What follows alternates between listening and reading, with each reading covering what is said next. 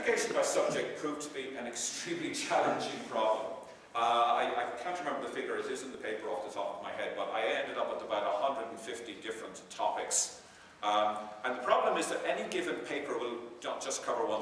People do not write a paper and say this is simply about e-democracy, because it will bring in e-participation and e-consultation and all sorts of problems like that. So there are often multiple topics in one paper, and you have a paper that was talking about interoperability in local government. So do I classify that as local government?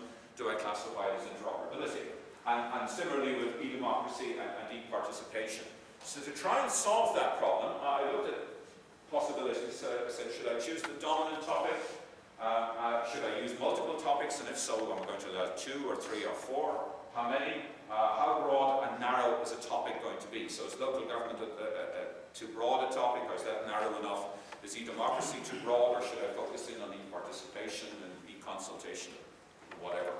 In the end, the solution I adopted, which is a pragmatic one, and there are other ways you could do this, was simply to say, I'll try to work out from this paper what I think the primary subject is, and if there's a secondary topic in there that's very important, then I'll throw that in, but I'm not going to go into a third or fourth. It might work if you did this on keywords, but my personal experience of keywords is that they are often not desperately informative about what the paper is underneath. And very often keywords are invented because there must be at least 5 of them, so people say, oh, well, I'll put in something.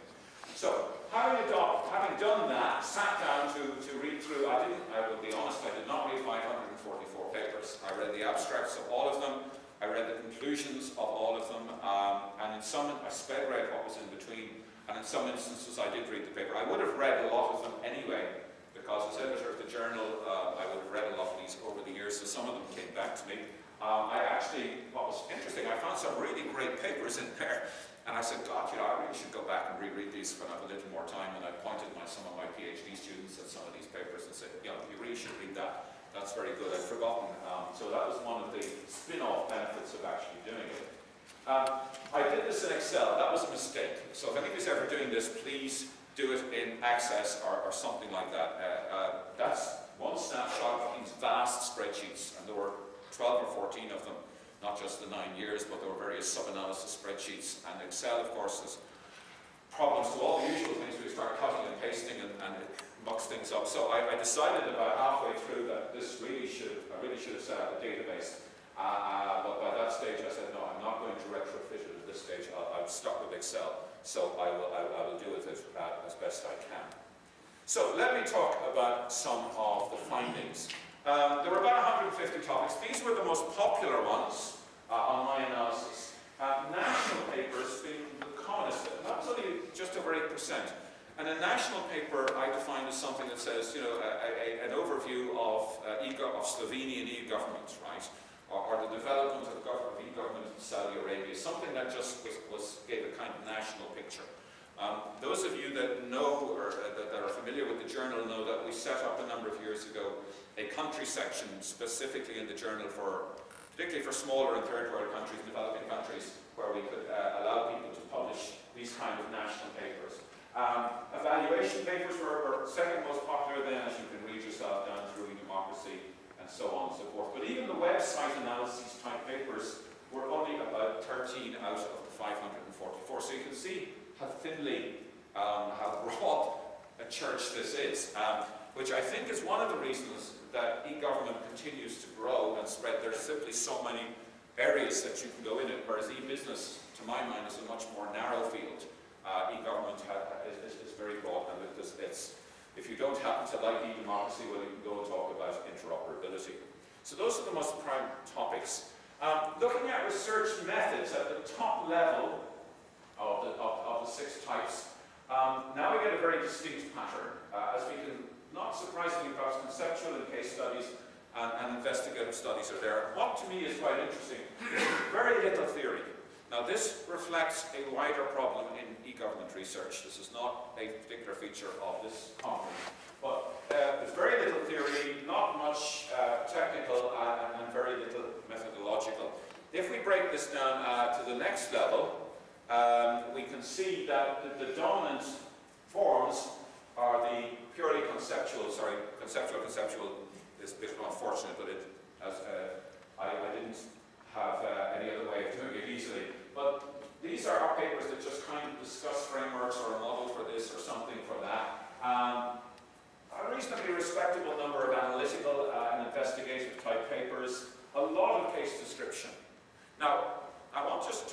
case description for a minute, because Gronlund and Norris, if you read their papers, are very critical of this. Gronlund and Norris, and one of them, I can't remember which, says this is not really research. You know, people describing an application is not really research. I disagree, because you've got to bear in mind that a lot of these are practitioner contributions. I have sat through 3 practitioner contributions in this conference, all of which were excellent, and all of which led to quite interesting discussions afterwards. And speaking as an academic, to me, it's very important to hear these papers. So the fact that we're getting a lot of case descriptions probably reflects in part the fact that there are quite a lot of practitioners, and they will tend to do this kind of paper rather than getting something out and doing some ethnography or some sophisticated statistical analysis, although we had one of those from the revenue just 15 minutes ago. So that I found quite interesting in itself. Looking at topics, there really is no trend. I've looked at the top 6 here in 2 separate graphs, because it gets cluttered if you put all of them. There was a peak, as you can see, in national contributions, but that was in St. Catherine's, and that was a very small conference, so I wouldn't pay too much attention to that. But if you actually look at the topics, they bounce around from year to year, but there's no trend there. I suspect if you did a regression analysis on that, you'd find a pretty flat line the way through. The same is true of the next group of topics.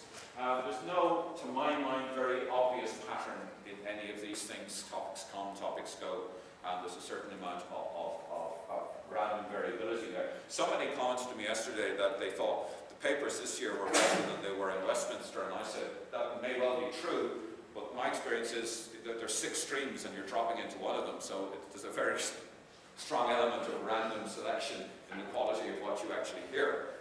So it may well be that I do think paper standards have gone up very considerably over the years, and the quality of the papers in the proceedings have certainly improved.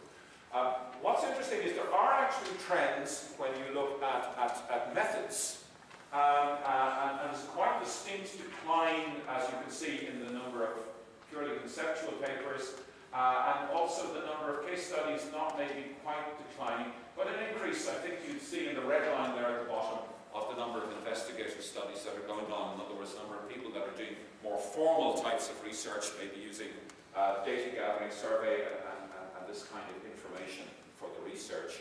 And if we look at the lower level here, again we see patterns which suggest that case descriptions are sort of going down. They bounced up a bit last year. I'll be interested to see what the analysis throws up for this particular conference.